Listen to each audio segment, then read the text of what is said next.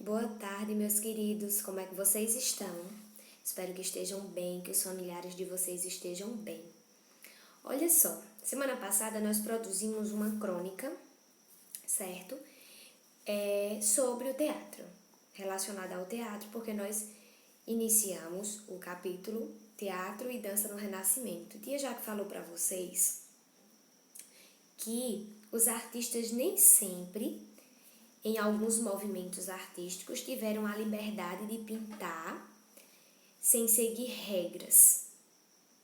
É óbvio que eu já falei para vocês o seguinte: os artistas, eles viviam naquele contexto social e para eles não seria, por exemplo, na Idade Média. Na Idade Média existiam muitas regras, a igreja ditava muitas regras. E nós vimos nesse capítulo que uma das linguagens artísticas chegou a ser proibida de ser realizada. A igreja proibiu, que foi a dança. Então, a Idade Média vem com um peso muito forte de censura. Porque o que ia de encontro às regras da igreja era proibido, era considerado profano, indecente. E o que aconteceu? Quando a gente chega no Renascimento, e a gente costuma dizer que Renascimento é o renascer das artes. O Renascimento, o nome já diz, renascer, renascimento.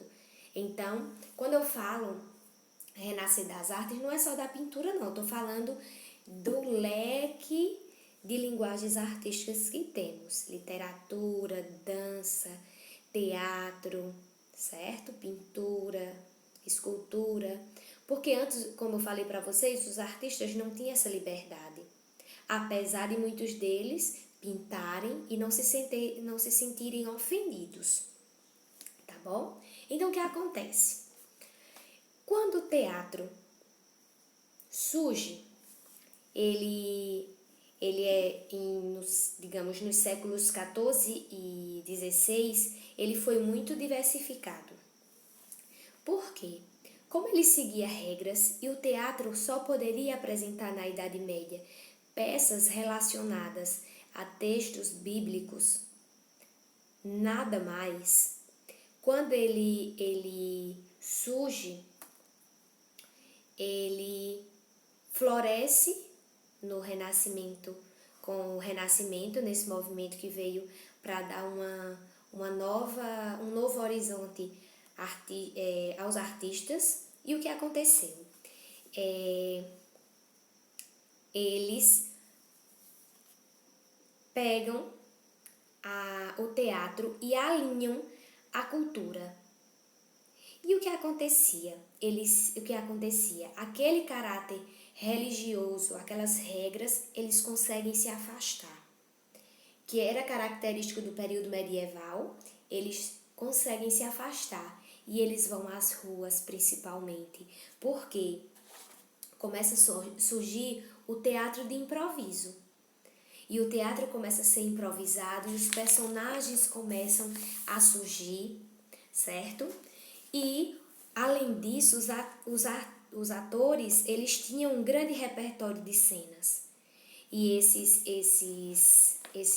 personagens, eles contavam piadas, eles faziam adaptações, arranjos, e nós temos a questão de alguns personagens que eram expostos. Nós temos aí na página 130 do livro, deixa eu diminuir aqui um pouquinho, pronto, deixa eu ficar pequenininha aqui para vocês. Então, o afastamento daquelas regras seguidas pelo teatro do período medieval. E o que acontece? O repertório muda, como eu falei para vocês, piadas, as réplicas e as cenas iam sendo improvisadas. E nós temos alguns dos personagens aí que ficaram bem famosos, certo? Da comédia dell'arte. O que acontece? Brighella, Arlequim, o Capitão, a Colombina.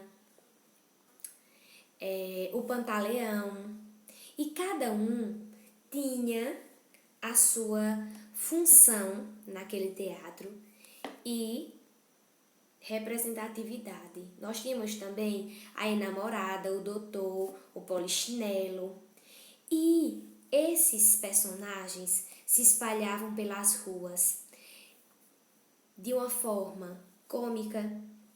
Eles contavam essas piadas, eles faziam o povo rir, eles faziam críticas também, tá, gente? E que antes era censurado, não podia, as pessoas tinham que seguir a religião, o que a Igreja Católica ditava, e nesse renascimento, esse movimento veio para mostrar novos horizontes artísticos, tá? E o que aconteceu? Com a dança, que é o próximo tema que nós temos aqui, dança, o balé da corte. Durante a Idade Média, as manifestações artísticas que não tinham caráter cristão, como a dança, que eu disse para vocês no comecinho, que era considerada algo profano, indecente, que ia de encontro às regras da igreja, foi proibida, e a dança foi proibida. Então, os registros que se tem da dança nesse período, que é o período medieval, são poucos, certo? E alguns registros são que comprovam a manifestação de dança no interior das igrejas em diversas localidades da Europa. Só tem a data do século XI ao século XII. E na Baixa Idade Média, como vocês estão vendo aí, teve a separação da dança popular e a dança erudita. E a dança popular, ela não tinha regras, ela era uma movimentação solta, sem uma coreografia. Já a dança erudita era uma dança que seguia passos, tinha uma coreografia e normalmente configurava uma forma obrigatória de se dançar na corte. Muitos bailes, as pessoas dançavam os pares e fazia toda aquela coreografia, e era uma forma de entreter o rei. Que engraçado, né? Para não dizer o contrário. Eu fazia um espetáculo para o rei. Então, nós temos aí sobre a música renascentistas e os madrigais. No início do Renascimento, que é o nosso renascer das artes, a música era considerada de qualidade, produzida no base de cálculos matemáticos e todo um detalhe. Então, se procurou um sistema de escrita musical e de maneira que fosse algo simples e que se conseguisse adaptar as palavras à música. E assim foi feito e surgiu voz e música simultaneamente, porque muitas coisas aconteciam em relação à música, só a questão instrumental. Não se ligava voz e instrumentos, sons de instrumentos. E com o passar do tempo, essa interligação aconteceu. Aí o que nós temos aí? Uma pandemia da peste negra assolou a Europa no início do Renascimento, e a morte e o clima apocalíptico voltaram a ocupar o imaginário da população. E o que aconteceu? Um tipo de dança de roda, certo? Que expressava alegria, foi associada à morte nesse período, que foi a dança aqui. O gênero de dança momo surgiu e depois ela foi acrescentada nessa dança, nessa coreografia, as máscaras, que é uma dança de origem árabe, tá? E normalmente era realizada em banquetes, em espetáculos e coisa e tal. No 400 renascentista, a dança de corte era utilizada aos poucos sendo profissionalizada, tá? E esses passos eram ensaiados, tá? De maneira técnica e tudo mais. E no século XVI, os bailes na França, muito chique, aconteciam e eles faziam essas coreografias com muitos saltos e que ganhou o nome de dança de elevação, tá? Vocês já responderam essa atividade e o que eu tenho para propor para vocês hoje, gente, é o seguinte. Se nós estivéssemos em sala de aula, nós íamos fazer uma dança aí. O que é que eu vou fazer com vocês hoje? O que nós vamos fazer é... Eu vou mostrar para vocês um modelo, ou melhor, 2 modelos, do que vocês vão criar e vocês vão apresentar. Imaginem que vocês estão apresentando esse trabalho na nossa sala de aula e que todo mundo está assistindo, tá? O que vocês vão fazer? Vocês vão postar a apresentação de vocês. Ô tia, mas precisa ser uma apresentação muito longa? Não, de preferência não. Uma apresentação curta. Vocês vão gravar essa apresentação, o trabalho de vocês, e vocês vão enviar. Façam com os objetos, e eu não tá mandando vocês, nós vamos reciclar, tá? Novamente. Não tô mandando vocês saírem de casa de modo algum para comprar alguma coisa. Vocês vão aproveitar caixa de papelão, certo? Vocês vão aproveitar resto de tecido que vocês tiverem em casa, até uma roupa que não serve mais e que tem um tecidinho bonitinho, que tá meio furadinho de um lado e que eu descartar, jogar fora, corta, improvisa e monta. Vocês vão usar palito de picolé, palito de churrasco, palito de dente, a preferência é de vocês e o que vocês disponibilizar. Tem umas varetinhas aqui que eu vou usar. Pronto, ótimo. Vocês vão usar papel, cola, lápis de cor, hidrocor, o que vocês disponibilizarem em casa e vocês vão criar um teatro, tá? E vocês vão escolher uma história e vão fazer o reconto dessa história, uma peça de teatro. E se vocês... tia, e se eu quiser criar a peça? Eu quero ser um dramaturgo. Ótimo, criem as falas dos personagens, criem os personagens, dê um título à história de vocês e contem com os personagens de vocês, tá certo? O que eu vou fazer, eu vou mostrar pra vocês agora como eu quero mais ou menos, tá? De preferência que vocês caprichem, que vale nota, tá? Quanto mais caprichado, quanto mais bem recontada a história, certo? A contação de história, o teatro, o movimento dos personagens, certo? Tentem, ensaiem. Às vezes eu vou fazer alguma coisa pra vocês e na primeira gravação não dá certo, não. Eu gravo outra vez, tá? Então façam isso. Eu vou mostrar pra vocês 2 modelos de como vocês podem fazer. Podem cobrir com papel. Eu tenho um papel aqui, um papel de presente, eu tenho um tecido, eu tenho um emborrachado.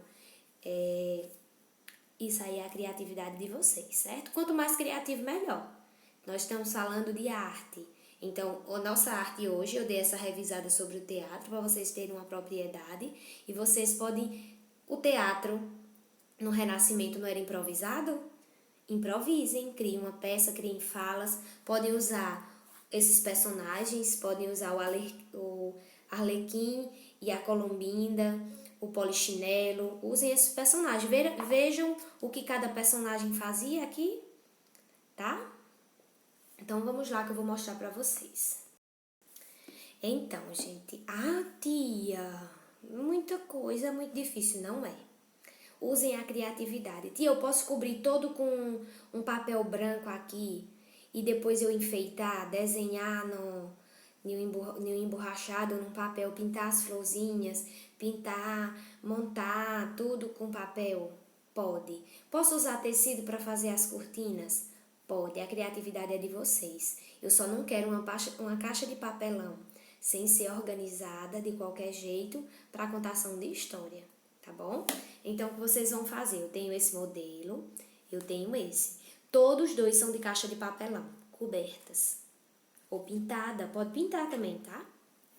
E vocês vão contar a história usando esse material como apoio de vocês, tá? Então, normalmente quando a gente vai trabalhar uma aula com atividade lúdica, a gente precisa de material de apoio. E o material de apoio são bonecos, são papel, objetos que fazem parte dessa aula. Exatamente é o que vocês vão fazer. Vocês vão usar objetos, vocês vão criar um cenário e vocês vão contar uma história.